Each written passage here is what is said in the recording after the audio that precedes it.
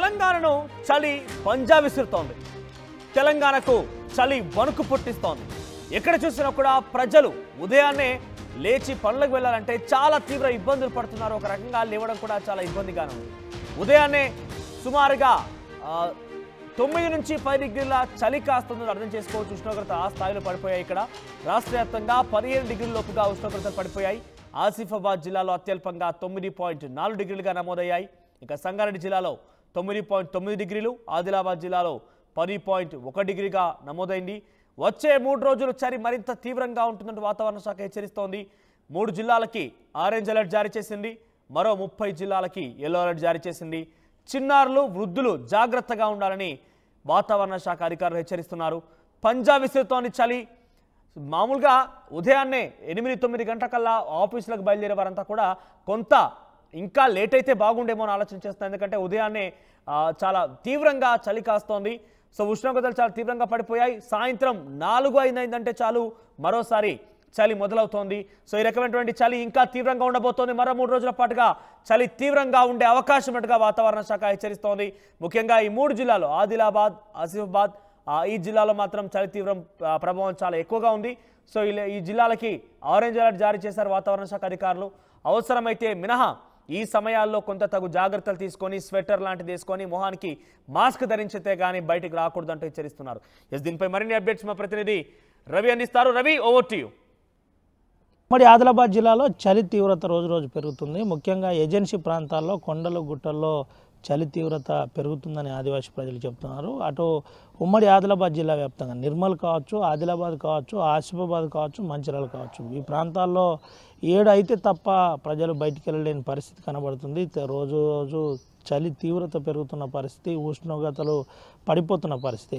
అటు తిర్యాన్లో చూస్తే 13 నుంచి 18 డిగ్రీల లోపు ఉష్ణోగ్రత నమోదైన పరిస్థితి. ముఖ్యంగా మంగిలో 16 డిగ్రీలు నమోదైన పరిస్థితి కనబడుతుంది. ఒకరోజు 13కే పడిపోయిన పరిస్థితి కనబడుతుంది. అయితే ఇప్పుడే ఇలా ఉంటే రానున్న రోజుల్లో ఇబ్బందికరంగా ఉంటుందని అటు వైద్యులు, నిపుణులు చెబుతున్న పరిస్థితి. మనతో పాటు ఒక సీనియర్ సిటిజన్ ఉన్నాడు. ఒకసారి అన్నతో కూడా మాట్లాడిద్దాం. గతంలో ఫారెస్ట్లో పనిచేసిన వ్యక్తి వాస్తవాలు చెప్తారు. అన్న, ఎట్లుందన్న చలి తీవ్రత? ఏంది పరిస్థితి? చలి తీవ్రత ప్రస్తుతం అయితే ఎక్కువనే ఉంది, కానీ ఇట్లా నిలకడగా ఉంటుందన్న గ్యారంటీ మాత్రం లేదు. ఈ 2-3 తర్వాత కూడా పెరగవచ్చు, తరగచ్చు కూడా.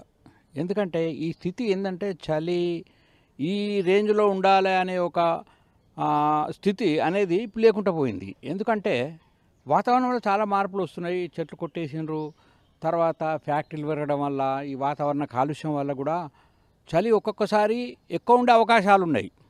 తర్వాత ఎట్ ద సేమ్ టైం ఇప్పుడు మొన్నటికి మొన్న వారం రోజుల 10 రోజుల ముందు ఏం జరిగిందంటే, రాత్రి అంతా చలి, పొద్దున వేడి. 32 డిగ్రీలు రాత్రి ఉంటే 32 డిగ్రీలు మనకు పగలుంటే పొద్దున 18 డిగ్రీలు. మరి ఈ వ్యత్యాసం ఎందుకు వస్తున్నదంటే, ఈ వాతావరణం ఒక సమతుల్యత దెబ్బతిన్నది. ఫారెస్ట్ పోతుంది. ఫారెస్ట్ వాతావరణ ఇప్పుడు 33% ఫారెస్ట్ కనుక ఉండేది ఉంటే మనకు వాతావరణం ఈ 3 ఋతువులు కూడా నిలకడగా ఉంటాయి. మనం చూస్తున్నాం కదా, ఈ చలికాలంలో ఎండలు కాస్తున్నాయి, వేడి. తర్వాత మామూలుగా మన ఎండాకాలంలో వర్షాలు పడడము, ఎల్నీనో, లానీనో లాంటి యొక్క పరిస్థితులు మునుపు వినలే మనం, ఇప్పుడు వస్తున్నది. మరి ఇట్లా జరుగుతుంది అంటే మానవుడే దీనికి కారణం. అతని స్వార్థపూరిత కాంక్ష. తర్వాత మానవుడు ఈ వాతావరణం గురించి పట్టించుకోవడం లేదు. ఎటేటో పరిగెత్తున్నాడు. సార్ రాబోయే తరాలకు నష్టం కలిగించే పనులు కూడా చాలా చేస్తున్నారు. ఇండస్ట్రీస్ కూడా మీరు చూసుకోండి. ఇవాళ చాలా మట్టుకు మనం సంబరపడుతున్నాం. ఇప్పుడు ఇక్కడ జైపూర్లో మనకు థర్మల్ స్టేషన్స్ ఉన్నాయి. ఆ థర్మల్ స్టేషన్ నుంచి వెలువడే ఒక దుమ్ము కణాలు, ధూళి ఏదైతుందో చాలా అత్యంత ప్రమాదకరం. అది మంచిర్యాల వరకు కూడా వస్తున్నది. అది ఉన్న చోట 17-14 కిలోమీటర్ల వరకు కూడా దాని ఎఫెక్ట్ ఉంటుంది. అది ఏం జరుగుతుందంటే, అది మీకు చలి కానీ, ఎండ కానీ, తర్వాత వాన కానీ సమతుల్యత కావాలంటే కాలుష్యం పెరిగినప్పుడు ఉండదు మనకి. అరే ఎందుకు ఇప్పుడు ఇట్లా జరుగుతుంది, చలికాలంలో ఏంటిది, వానకాలంలో ఈ వానలు పడకపోవడం ఏంటిది అంటే సమతుల్యత దెబ్బతినే వాతావరణం. దానికి చెట్టు కొట్టేయడం కానీ, మనిషి జీవన విధానంలో మార్పులు కానీ లేకపోవడం, పాత తరహా జీవన విధానం ఇప్పుడు లేదు. మనిషి తన ఇష్టం ఉన్నట్టుగా బిహేవ్ చేస్తున్నాడు. ఎట్ ద సేమ్ టైం మరి చలి బాగా పెరిగినప్పుడు ఏం జాగ్రత్తలు తీసుకోవాలంటే, మనం ముఖ్యంగా ఏంటంటే చర్మం మీద ఎఫెక్ట్ పడుతుంది. అటువంటిప్పుడు మనం లేపనాలు వాడవచ్చు. ఆయుర్వేదం లేపనాలు కూడా వచ్చినాయి. ఈ సేమ్ టైం మనం జాగ్రత్తగా మనం బయటికి రావడం కానీ, తర్వాత శరీరాన్ని కాపాడుకో, ముఖ్యంగా వృద్ధులు చాలా జాగ్రత్త షట్టర్స్ అట్లాంటివి ధరించి బయటికి రావాలి.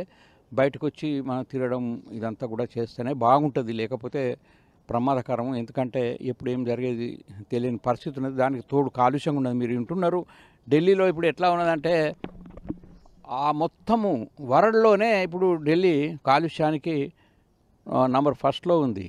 మరి ఇటువంటివన్నీ కూడా పోవాలంటే కూడా మనం చాలా జాగ్రత్తలు తీసుకోవాలి. పంటలు కాల్చివేయడము వల్ల మరి దీనికి వీటన్నీ కూడా ఎన్విరాన్మెంట్కి సంబంధం ఉంటుంది. ఎందుకంటే వాతావరణం థిక్కెస్ట్ అయ్యేది ఉంటే మాత్రం ఎండ మన బాగా వేడి కూడా పెరుగుతుంది. ఇవన్నీ కూడా ఉంటాయి కాబట్టి ఈ డిప్రెషన్ కూడా ఏర్పడుతుంది.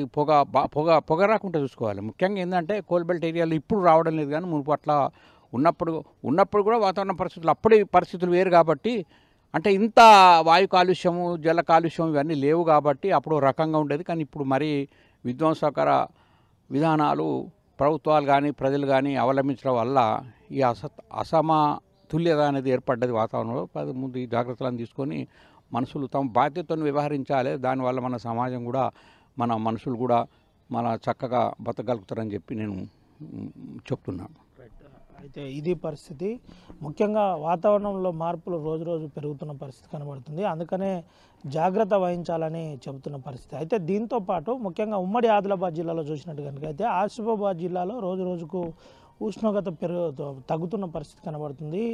ఇటు 7 గంటలకే బయటికి వెళ్ళలేని పరిస్థితి సాయంకాలంలో కనబడుతుంది. మార్నింగ్ అయితే 7 గంటలు 7:30 దాటితే కానీ బయటికి రాని పరిస్థితి కనబడుతుంది. ముఖ్యంగా జిల్లా కలెక్టర్ కూడా ఆర్టీవీతో ఎక్స్క్లూజివ్గా మాట్లాడుతూ విషయం చెప్పాడు. ఏజెన్సీ ప్రాంతంలో ఉష్ణోగ్రత పడిపోతుంది కాబట్టి జాగ్రత్త వహించాలి. ఏదన్నా సమస్య ఉంటే సంబంధిత పిఎస్సికి వెంటనే సమాచారం ఇవ్వాలి, పిఎస్సిలో జాయిన్ కావాలని చెప్పిన పరిస్థితి. దాంతోపాటు అధికారులకు కూడా విషయం చెప్పే ప్రయత్నం చేస్తే మా వంతు కర్తవ్యాన్ని నెరవేరుస్తాం. ముఖ్యంగా ఏ సమస్య వచ్చినా జిల్లా కలెక్టర్ సిద్ధంగా ఉన్నాడని ఆస్వాద్ కలెక్టర్ చెబుతున్న పరిస్థితి. అటు కొమరం భీం ఆస్వాద్ సంగతి ఈ విధంగా ఉంటే మంచిర్యాల కూడా ఏజెన్సీ ప్రాంతాల్లో ఏదన్నా సమస్య ఉంటే వెంటనే చలి అంశంలో ఏ విషయం ఉన్నా వెంటనే అధికారులకు తెలియజేయాలని చెప్పిన పరిస్థితి. అటు ఆదిలాబాద్ చూస్తే ఆదిలాబాద్ కడం కుబీర్ నుంచి మొదలుకొని లక్ష్మణ్ చాందా వరకు పరిస్థితి జాగ్రత్తగా అందరూ జాగ్రత్తగా ఉండాలని చెబుతున్న పరిస్థితి. ఏజెన్సీ ప్రాంతాల్లో ప్రజలు అప్రమత్తంగా ఉండాలని